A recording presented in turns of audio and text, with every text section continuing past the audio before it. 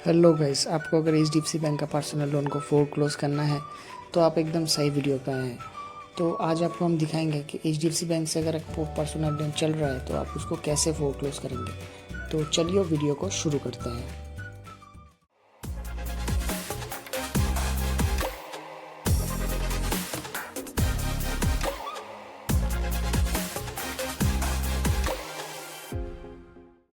सबसे पहले आपको ओपन कर लेना है आपका क्रोम ब्राउज़र। उसके बाद आपको यहाँ पे टाइप करना है HDFC bank QUICK quick links. ठीक है, देखिए इसमें जाना है। जाने के बाद आप देखिए पहले ही आपको एक ऐसा क्विक लिंक का एक लिंक आ जाएगा। उस लिंक के अंदर आपको क्लिक करना है। ठीक है, जैसे ही आप क्लिक करेंगे थोड़ा सा आप नीचे जाइए। थोड़ा सा नीचे जाने के बाद देखिए यहाँ पे एक ऑप्शन है पर्सनल लोन फोरक्लोजर रिक्वेस्ट, ये वाला ऑप्शन। ठीक है, ये वाला पर्सनल लोन फोरक्लोजर रिक्वेस्ट, इसमें क्लिक करना है। यहाँ पे आने के बाद आपको यहाँ पे आपका रजिस्टर नंबर देना है। जैसे कि देखिए मेरा नंबर दे रहे हैं हम, और दे दिए। ठीक है, उसके यहाँ पे उसके बाद आपको कैप्चा देना है ZKECL। ओके, उसके बाद इसमें क्लिक करके यहाँ पे एक्सेप्ट एंड कंटिन्यू, फिर कंटिन्यू। ठीक है, उसके बाद एक OTP आएगा।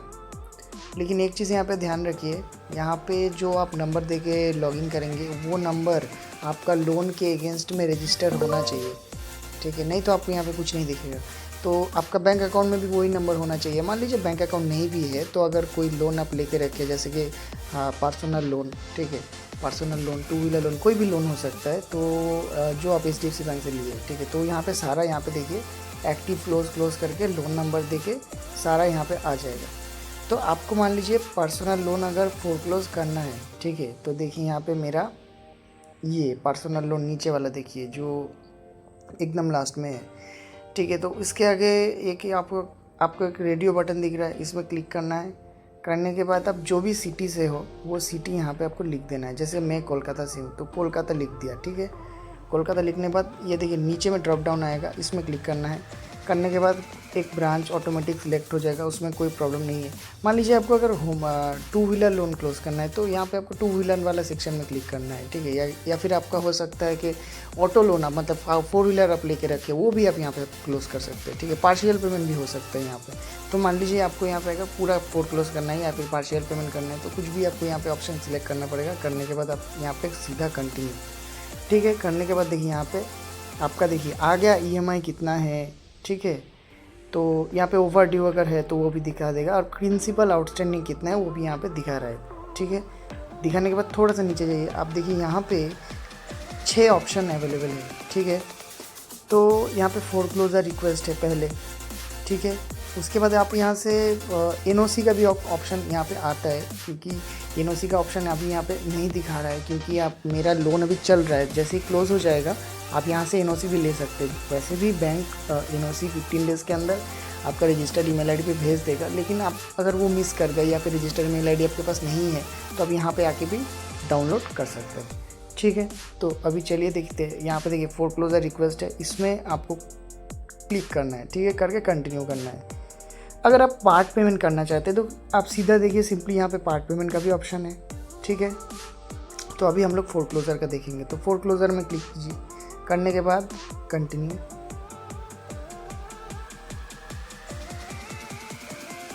ठीक है, यहाँ पे आपको ओके कर देना है। देखिए यहाँ पे सीधा लिखा है, यहाँ पे क्लियरली लिखा है फोरक्लोजर अमाउंट इज़, यहाँ पे एक अमाउंट दिखा रहा है, और इंक्लूडिंग कितना part payment charges, pre payment charges है वो भी यहाँ पे देखिए आउटस्टैंडिंग प्रिंसिपल के साथ ऐड होके यहाँ पे लिखा हुआ है। ठीक है, एक मिनट।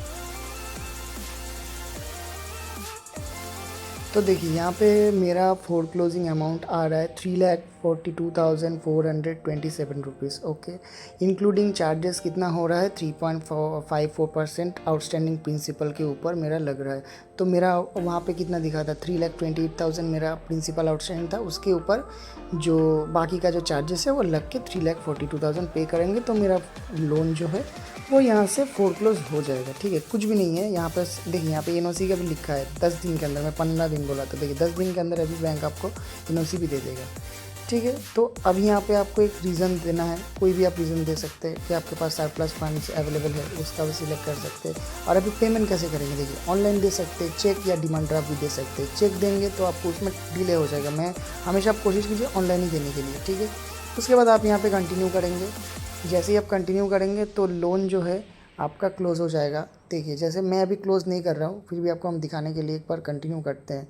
देखिए कंटिन्यू करने के बाद यहाँ पे एक ऑप्शन आएगा interesting other product availing in other product, no, इसमें आपको नो ही करना है, ठीक है। अगर यस करेंगे तो ये कंटिन्यू वाला ऑप्शन आपका डिसेबल्ड हो जाएगा, क्योंकि यहाँ पे आपको कुछ अदर प्रोडक्ट सिलेक्ट करना पड़ेगा, तो आप हमेशा यहाँ पे नो ही करेंगे।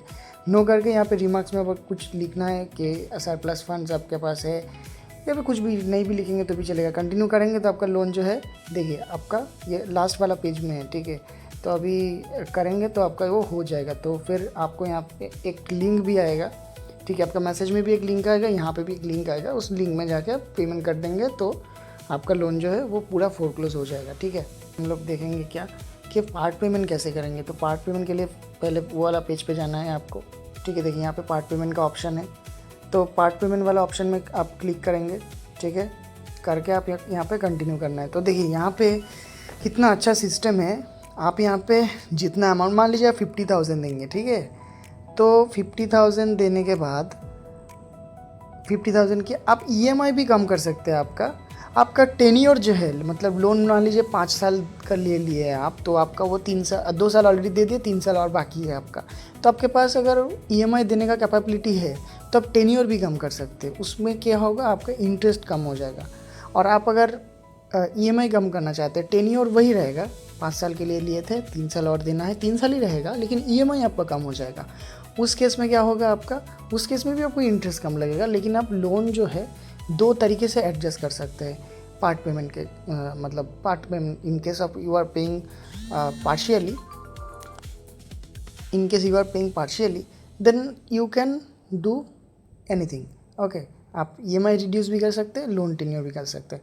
तो मान लीजिए हम EMI रिड्यूस करेंगे, करके यहाँ पे टिक करना है, करके कंटिन्यू करेंगे।